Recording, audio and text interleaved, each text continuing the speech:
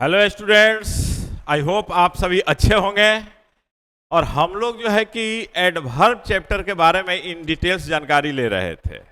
Adverb chapter की सारी जानकारी आपको दे दिया गया, जो किसी भी एग्जामिनेशन, चाहे वो बैंक हो, एसएससी हो, मैनेजमेंट हो, सीवीईटी हो, क्लैट हो, किसी भी एग्जामिनेशन के पॉइंट ऑफ व्यू से यह इंपॉर्टेंट है। तो आप लोग इसको डिटेल्स में देख लेंगे, क्योंकि उसको हम लोग डिस्कस कर चुके हैं। अब हम लोग देखेंगे, उसमें हम लोग टू पढ़े थे, क्या TOO पढ़े थे ना।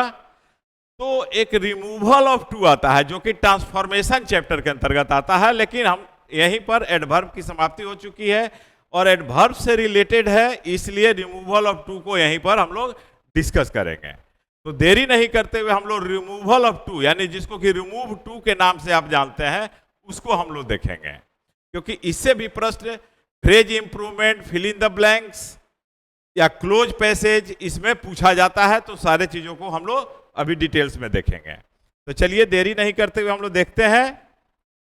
देखिए, रिमूवल ऑफ टू, इसको आप सभी रिमूव टू के भी नाम से जानते हैं।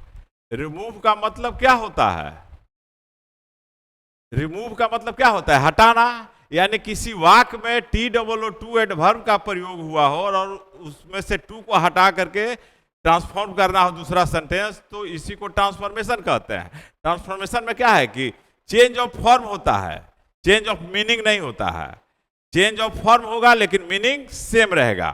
तो टू के बारे में जैसा कि आप सभी पहले से जानते हैं कि टू का मतलब होता है मोर देन एनफ, यानी जरूरत से ज्यादा कोई भी चीज हो। तो देखिए, जैसा कि आप जानते हैं, क्योंकि आपको पहले हम टू के बारे में बतला चुके हैं कि टू का अर्थ होता है आवश्यकता से अधिक, यानी मोर देन रिक्वायर्ड, यानी जितना जरूरत हो उससे अधिक कोई चीज हो। और इसका प्रयोग हम लोग कहां करते हैं? अनप्लीजेंट एडजेक्टिव के साथ। अनप्लीजेंट एडजेक्टिव किसको कहते हैं? जो बुरे गुणों को बतलाते हैं। अनप्लीजेंट, इसी को हम लोग निगेटिव सेंस भी कहते हैं, कि निगेटिव सेंस वाले एडजेक्टिव हो, या अनफेवरेबल के भी नाम से जानते हैं। तो कोई शिक्षक आपको अनफेवरेबल के नाम से बतलाएंगे, कोई अनप्लीजेंट के नाम से बतलाएंगे, तो कोई नेगेटिव सेंस वाले एडजेक्टिव के नाम से बताएंगे, अनप्लीजेंट एडजेक्टिव। तो सब एक ही चीज है, चाहे अनफेवरेबल एडजेक्टिव कहिए, अनप्लीजेंट एडजेक्टिव कहिए, या निगेटिव सेंस वाले एडजेक्टिव कहिए। तो इसी के साथ हम लोग किसका प्रयोग करते हैं? इस टू का। ठीक है। अब जैसे लिखते हैं कि ही इज टू लेजी, तो लेजी क्या है? निगेटिव सेंस वाला एडजेक्टिव है, तो ही इज टू लेजी सही है। वह इतना लेजी है जितना नहीं होना चाहिए, जरूरत से ज्यादा सुस्त है। उसी तरह से she is too fat, she is too fat माने वह बहुत मोटी है। बहुत मोटी कहने का मतलब कि जितना चाहिए उससे बहुत ज्यादा है, जो नहीं होना चाहिए। उसी तरह से कह सकते हैं कि he is too cruel, it is too hot. तो आप क्या देख रहे हैं कि जो भी यहां एडजेक्टिव है, लेजी, फैट, क्रूएल, हॉट, ये सब क्या है? अनफेवरेबल एडजेक्टिव है, यानी कि अनप्लीजेंट एडजेक्टिव है, यानी ये सब निगेटिव सेंस वाले एडजेक्टिव है। तो ये सारा वाक्य सही है। अब देखिए, अब इसी वाक्य से टू को हटा देना कहलाता है रिमूवल ऑफ टू। तो देखिए इसको, देखिए कुछ एडजेक्टिव्स या एडवर्ब्स ऐसे होते हैं अंग्रेजी में जो बैड क्वालिटीज का अर्थ बतलाते हैं, यानी कि बुरे गुणों का बोध कराते हैं। तो देखिए, टॉल है, फास्ट है यहां पर, तो ध्यान दीजिएगा। ही इज वेरी टॉल लिखते हैं, तो यह वाक्य सही है, यानी वह बहुत लंबा है। यानी बहुत लंबा मतलब कि उसके एज के अनुसार से लंबाई ठीक है। अब कोई कह देता है कि ही इज टू टॉल, तो इसका मतलब यह नहीं है कि दोनों का मीनिंग एक ही हो गया, क्योंकि जब टू का प्रयोग कर दीजिएगा तो वह क्या बतलाएगा? अनप्लीजेंट मीनिंग देगा, यानी कि उसके उम्र से जो लंबाई होनी चाहिए उससे वह बहुत ज्यादा है, यानी कि अब वह देखने में अच्छा नहीं लग रहा है। उसी तरह से सी रन्स वेरी फास्ट, वह बहुत तेज दौड़ती है, यानी जो होना चाहिए दौड़ वह दौड़ती है। अब टू फास्ट अगर कह देंगे तो जरूरत से ज्यादा, यानी कि बैड क्वालिटी, अनप्लीजेंट क्वालिटी या बैड क्वालिटी का बोध कराने लगेगा, तो शी रन्स टू फास्ट, वह जरूरत से ज्यादा तेज दौड़ती है। तो ज्यादा तेज दौड़ती है तो वेरी फास्ट, और जरूरत से ज्यादा हो जाएगा, जो निगेटिव सेंस देगा वह हो जाएगा टू फास्ट। अब इन्हीं वाक्यों से जब टू को हटाते हैं तो वही कहलाता है removal of too. I hope ये चीज तो आप समझ गए होंगे, ये पहले भी हम लोग डिस्कस कर चुके हैं। चलिए अब देखिए, वाक्य के अर्थ में बिना परिवर्तन किए ही, क्योंकि यह क्या कहलाता है, यह एक्चुअली ट्रांसफॉर्मेशन चैप्टर के अंतर्गत आता है। ट्रांसफॉर्मेशन, ट्रांसफॉर्मेशन का मतलब क्या हुआ कि change of form, not change of meaning. Meaning change नहीं होना चाहिए, मीनिंग सेम रहना चाहिए, और टू वहां से हट भी जाना चाहिए। तो कुछ नियम के तहत इसको हम लोग चेंज करते हैं। वह नियम क्या है, यह देखिए। तो टू को हटाना ही रिमूवल ऑफ टू कहलाता है। अब देखिए, आपका सेंटेंस दिया हुआ है subject plus verb plus two plus adjective या एडवर्ब। इस चीज को ध्यान रखिए, जैसा कि ऊपर हम लोग लिखे थे। अब देखिए यहां पर दिया हुआ कि सी स्पीक्स टू क्लेवरलेसली, फिर है कि केयरलेसली होना चाहिए, यहां पर क्लेवरलेसली नहीं, केयरलेसली, केयरलेसली। उसी तरह से ही वर्क्स टू हार्ड, वह जरूरत से ज्यादा कठिन परिश्रम करता है। नीरज ड्राइव्स टू फास्ट, और नीरज जो है कि ड्राइविंग जरूरत से ज्यादा तेज करता है, यानी ज्यादा तेज गाड़ी चलाता है। ही वॉज टू वीक, वह जरूरत से ज्यादा कमजोर है। The children were too naughty, बच्चे जरूरत से ज्यादा नटखट, बच्चे तो नटखट होते ही हैं लेकिन ये जरूरत से ज्यादा है, वो निगेटिव सेंस है। सी स्पोक टू वाइजली, वह बहुत बुद्धिमता पूर्वक बोली। तो यह सब क्या है, ये जो देख रहे हैं ये सब क्या है, अनफेवरेबल एडजेक्टिव या कहीं पर एडवर्ब। जैसे यह एडवर्ब हो गया, यह भी एडवर्ब है, ये सारा एडवर्ब ही यहां यूज किया गया, यहां पर ये एडजेक्टिव है, ये भी एडवर्ब है, क्योंकि मेन वर्ब को मॉडिफाई कर रहा है। अब इसी टू को हटा करके सेंटेंस को दूसरे रूप में लिखना ही क्या कहलाता है, ट्रांसफॉर्मेशन कहलाता है। तो जब इसका ट्रांसफॉर्मेशन करेंगे तो हम लोग किस स्ट्रक्चर को फॉलो करेंगे उसको देखते हैं। तो देखिए यहां पर एक स्ट्रक्चर यह है,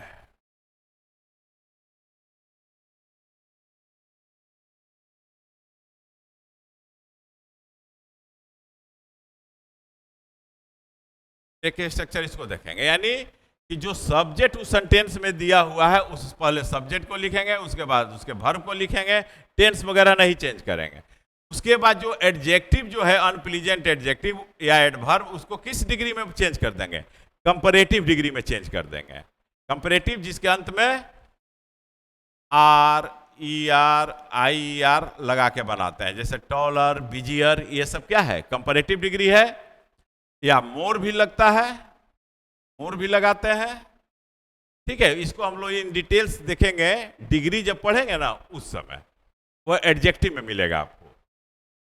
तो देखिए कंपैरेटिव डिग्री एडजेक्टिव है, उसके बाद कंपैरेटिव डिग्री के बाद आप जानते हैं कि देन का प्रयोग होता है, तो देन लगाएंगे। और उसके बाद देखिए ध्यान दीजिएगा, वर्ब के टेंस के अनुसार, जैसा टेंस रहेगा उसके अनुसार हम लोग इट इज लिखेंगे, या नहीं तो इट वाज, और उसके बाद प्रॉपर, यानी subject plus verb plus comparative degree adjective adverb, then plus verb tense के अनुसार। अगर प्रेजेंट टेंस रहेगा तो इट इज लिखेंगे, पास्ट टेंस रहेगा तो इट वाज लिखेंगे, और उसके बाद प्रॉपर लगाएंगे। तो जैसे देखिए क्या था, क्लेवरलेसली ही सब जगह लिखा हुआ है, केयरलेसली होना चाहिए, केयर केयर, ठीक है। अब हम लिखते हैं शी स्पीक्स टू केयरलेसली।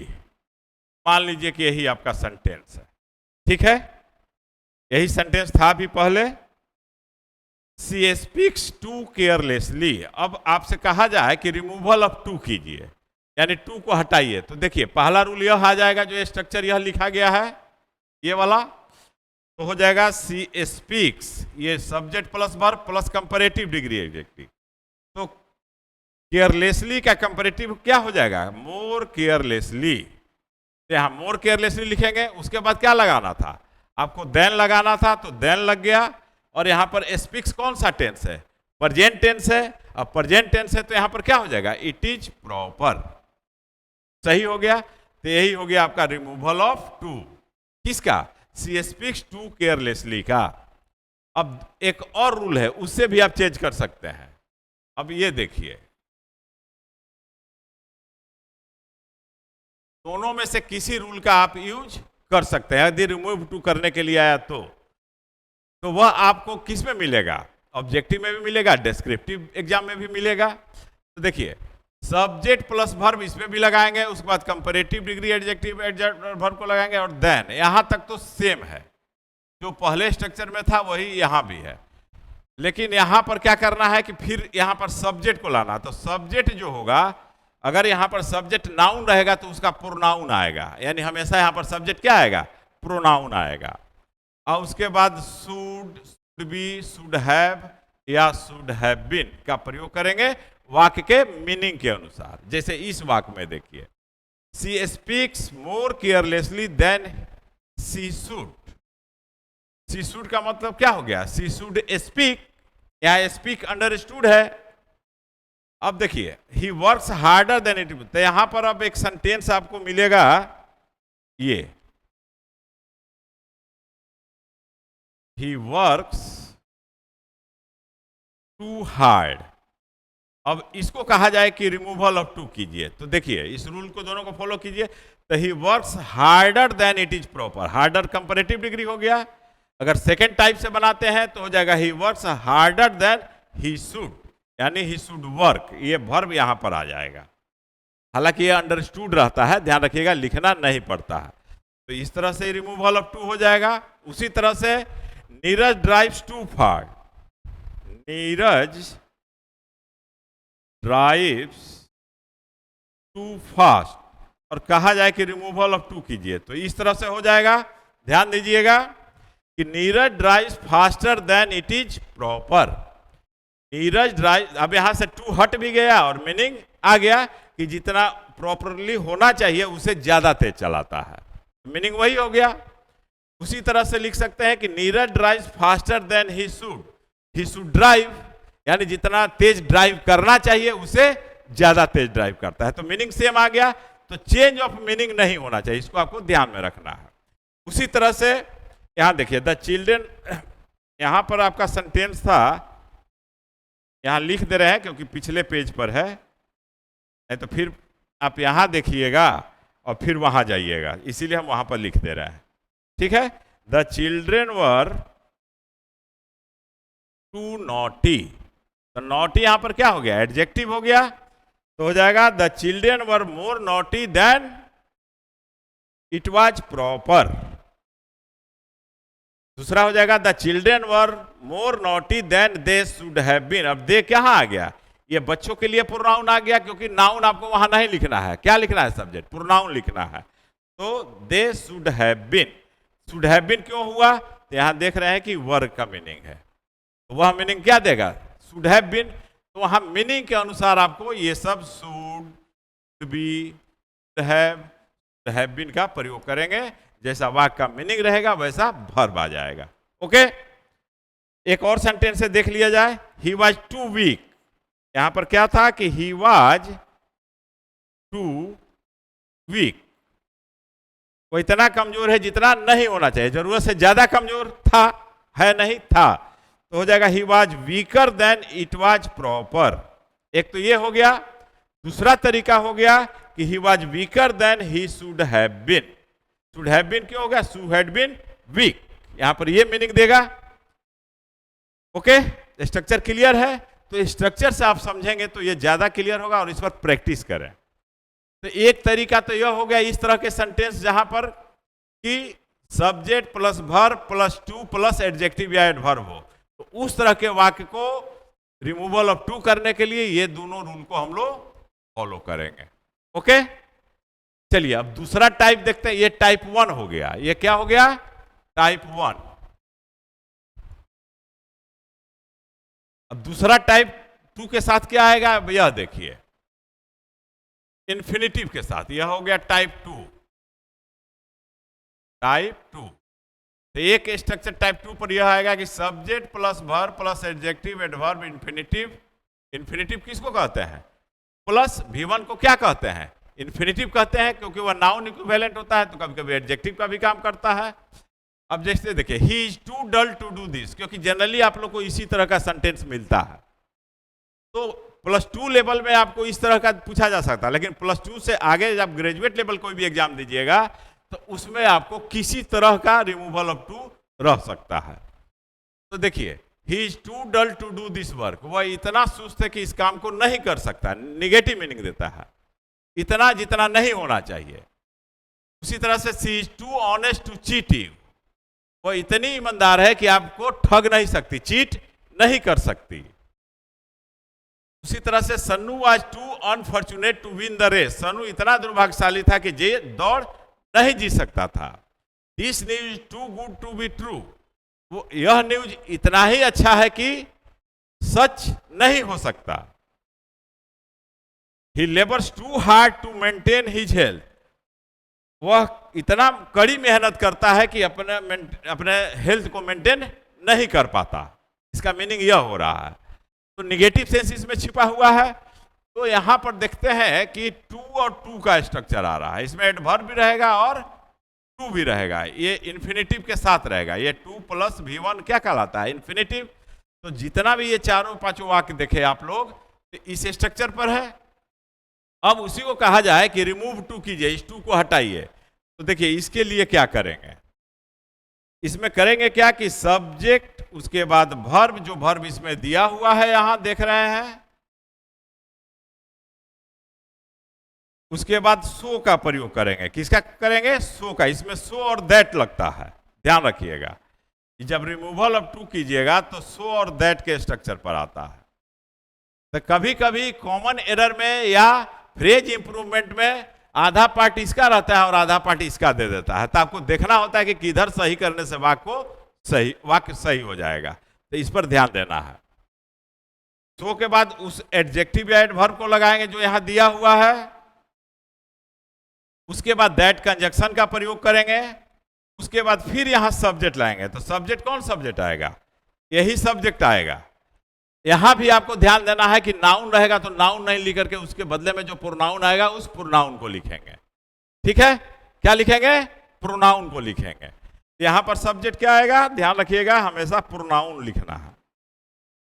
उसके बाद कैन का प्रयोग करेंगे या कुड का प्रयोग करेंगे।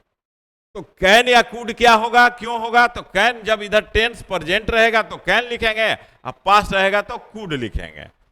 या कैन नॉट या कुडंट, कैन कुड जैसा वाक्य का मीनिंग रहेगा आपको लिखना है, नहीं तो निगेटिव कैन नॉट और कुड नॉट का प्रयोग करना है।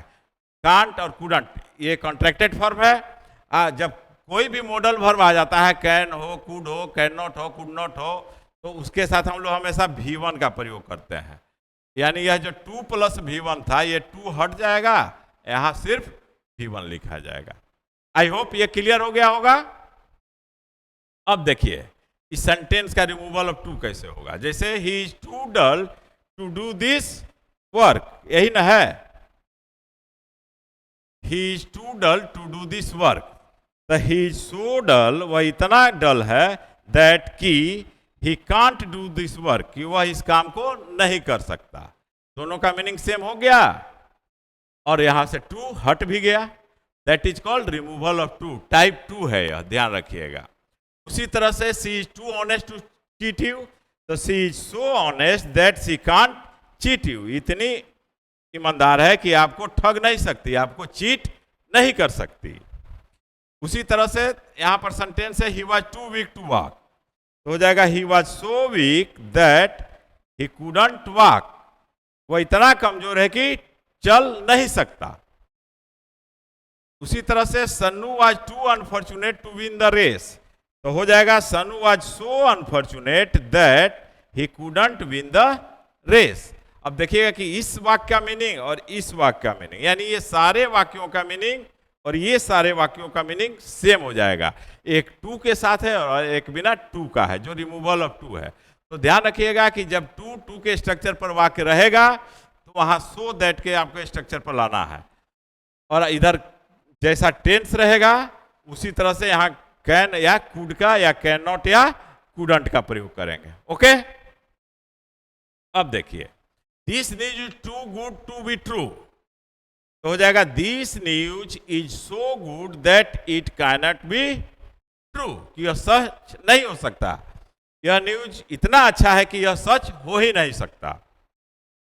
उसके बाद है he labours too hard to maintain his health, तो यहां पर हो जाएगा द नहीं होगा, he labours so hard that he can't maintain his health, वो इतना कठिन मेहनत करता है कि अपने हेल्थ को मेंटेन नहीं कर सकता, बरकरार नहीं रख सकता, यानी हेल्थ गिरेगा ही गिरेगा। तो देख रहे हैं इस तरह से कि ये टाइप 2 है, तो इस स्ट्रक्चर को ध्यान में रखेंगे और इस चीज को ध्यान में रखेंगे तो आपका यह क्लियर हो जाएगा। यानी यहां पर ये स्ट्रक्चर हो गया रिमूवल ऑफ 2 का, ये चीज आपको ध्यान में रखना है। और यहां पर यह भी ध्यान रखना है कि जो दूसरा सब्जेक्ट आएगा दूसरे क्लाउज का, वह हमेशा ऑलवेज प्रोनाउन। ओके, आई होप ये क्लियर हो गया। तो टाइप 1 देखे, टाइप 2 देखे, अब आगे देखिए नेक्स्ट। अब देखिए, कुछ वाक्यों में इन्फिनेटिव का सब्जेक्ट स्पष्ट नहीं रहता है, यानी क्लियर नहीं रहेगा, वहां पर सब्जेक्ट क्लियर नहीं रहेगा।